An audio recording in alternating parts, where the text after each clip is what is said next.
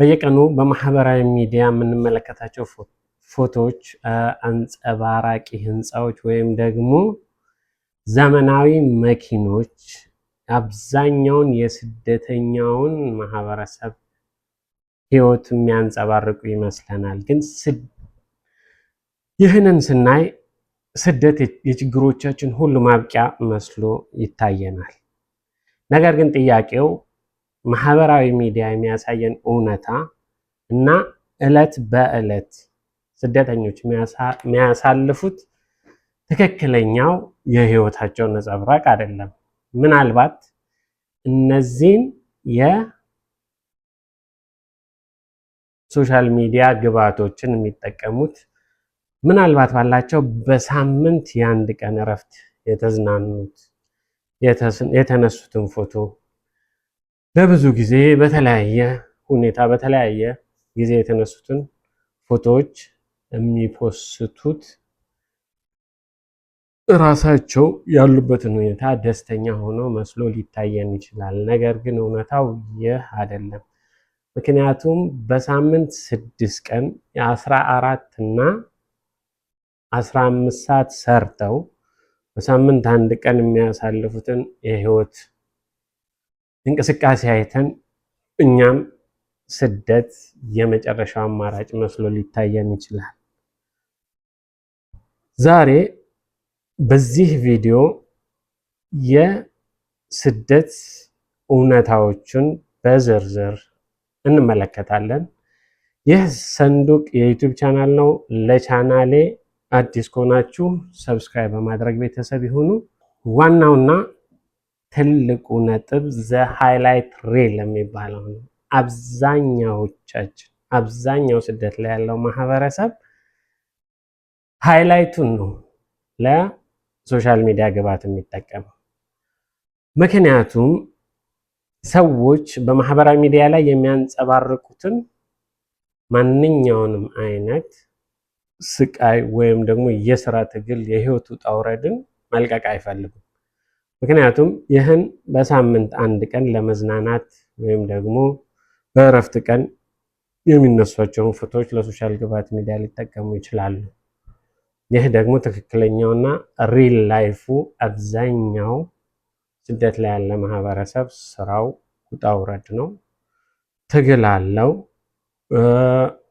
እያንዳንዱ የስራ አይነት የራሱ የሆነ ቻሌንጆች አሉት። ስለዚህ ለምሳሌ እንውሰድና 90 ደቂቃ እግር ኳስ ላይ በምናይበት ሰዓት 90 ደቂቃ ታግለው ተፋልመው 1 ጎል 2 ጎል 3 ጎል አስቆጥረው እነዛ የታገሉትን የተሰቃዩትን ሙሉ 90 ደቂቃ አይተናል። የተወሰኑ ሰዎች ደግሞ የኳስ ሂንት ወይም ደግሞ ፍላጎት የሌላቸው ሰዎች ደግሞ ያችን ሃይላይት ብቻ ያሉና ያችን ግብ ያጠንቃሉ። ያ ግብ ማለት ሰዎች ለፍተው 90 ደቂቃ ታግለው በዛች በተወሰነች የሰዓት ክልል ውስጥ ያስቆጠሯትን ግብ ነው የሚያደንቁት። ስለዚህ የስደት ህይወትም በዚህ መልኩ አብዛኛው ክፍል ትግል ሆኖ ሳለ ግን ያው በምናያቸው ዘመናዊ መኪኖችን መንዳት ሊሆን ይችላል፣ ዘመናዊ ህንፃዎች ላይ በተለያዩ ቦታዎች ላይ የምናያቸውን አንጸባራቂ ነገሮች አይተን ስደት ብቸኛው አማራጭ መስሎ ሊታየን ይችላል።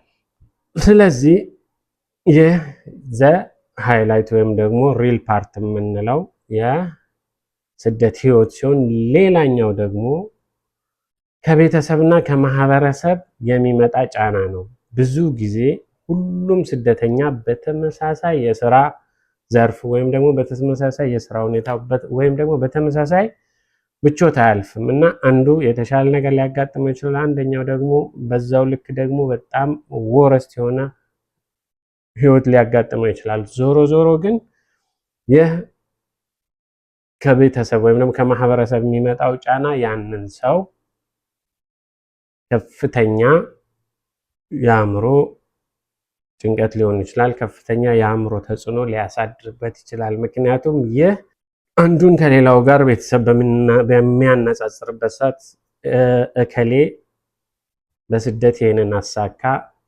አንተስ ምን ሆነ ነው? አንቺስ ምን ሆነች ነው? ለምንድን ነው ያላሳካሽ? የሚሉ ነጥቦች ይነሳሉ።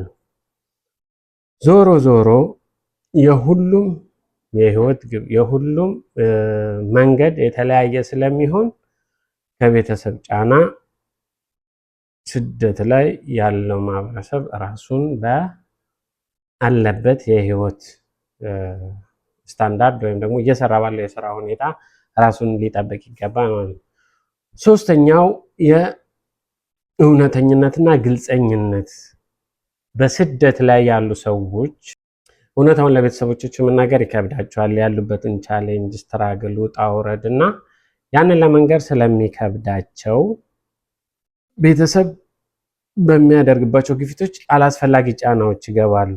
ይህ ደግሞ ያሉበትን ሪያሊቲ ለቤተሰብ አለማሳወቅ፣ ለሚቀርባቸው ሰው በግልጽ አለማውራት ሊሆን ይችላል። ስለዚህ እነዚህ ነገሮች የስነ ልቦና ተጽዕኖ ሊያመጡ ይችላሉ። እነዚህ ስነ ልቦናዊ ፈተናዎች ደግሞ ያው የስደት ትልቁ ጠላት ብቸኝነት ነው። ከብቸኝነት ባሻገር ባህሉ፣ ቋንቋውና የአኗኗር ዘይቤው በማያውቁት ሀገር ውስጥ መኖር አእምሮ ድካም ያመጣል።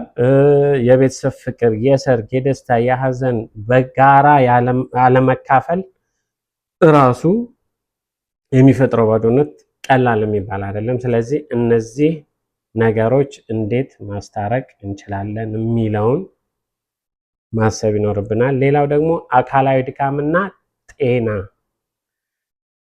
ጤናችን ከምንም በላይ ከሀብታችን ካለን ንብረት ከሁሉም በላይ ቅድሚያ ሊሰጠውና ወሳኙ ነገር ጤና ነው።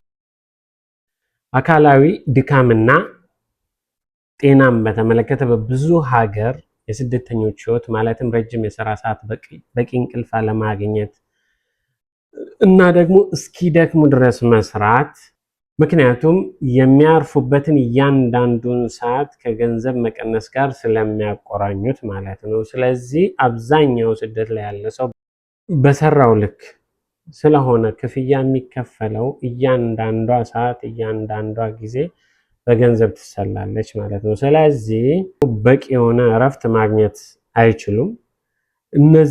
እነዚህ ተደማምረው ከዛ በኋላ ደግሞ ሌላው ደግሞ የማህበራዊ ደረጃ ለውጥ ነው። በሀገር ውስጥ የነበረ ማህበራዊ ግምት ወይም ደግሞ የሙያ ክብር፣ ለምሳሌ ከዚህ በፊት ሀገር ላይ ስንሰራ የነበሩት የስራ አይነቶች ምናልባት ማኔጅመንት ላይ ሊሆን ይችላል፣ የግል ስራ ሊሆን ይችላል። ከዚህ በፊት ወደዚህ ወይም ደግሞ ወደ ስደት ከመውጣታችን በፊት አዛዥ ልንሆን እንችላለን። ከዛ በኋላ ደግሞ መተው ወደ ታዛዥነት ሲቀየር እነዚህ የማህበራዊ ደረጃ ለውጦች በራሳቸው የሚፈጥሩት ተጽዕኖ ይኖረዋል። ከነዚህ ጋር ተደራርቦ የስደትን ህይወት ውጣ ውረድ ከባድ ያደርጉታል። ስለዚህ እያንዳንዱ ማንኛውም ስደተኛ ከመሰደዱ በፊት እያንዳንዱ ጉዞ ራሱን የቻለ ውጣ ውረድ እንዳለው ራሱን የቻለ ቻሌንጅ እንዳለው ሊያውቅ ይገባል ማለት ነው። ታዲያ መፍትሄውስ ምንድን ነው? ስደትን ሙሉ በሙሉ በኮነን ነው? በፍጹም አይደለም።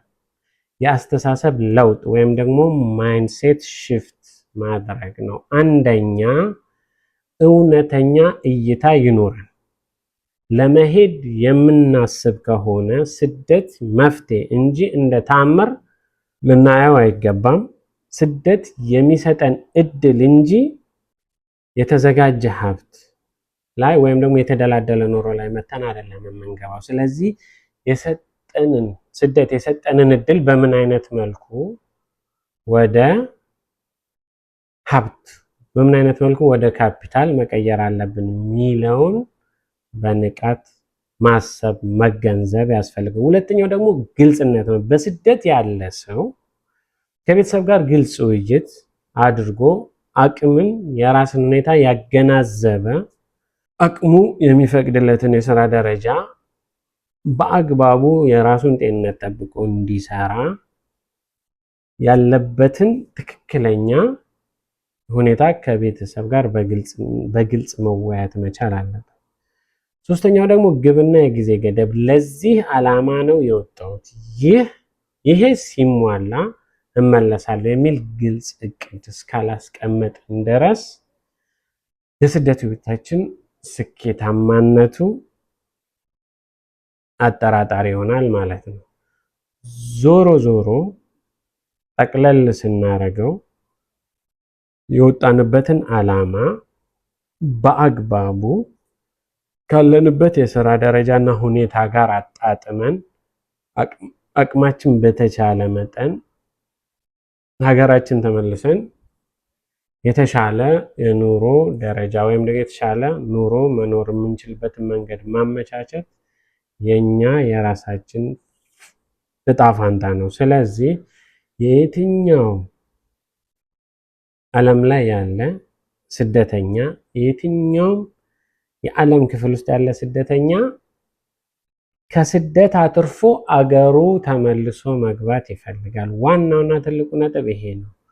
ስለዚህ ከወጣ በኋላ በምን አይነት መልኩ ነው መመለስ የሚችለው ሚለውን ደግሞ ያው ሁሉም ካለበት የስራ ሁኔታ ካለበት የስራ ደረጃ ጋር የራሱን የሆነ እቅድ ነድፎ ውጤታማ መሆን ይጠበቅበታል ማለት ነው።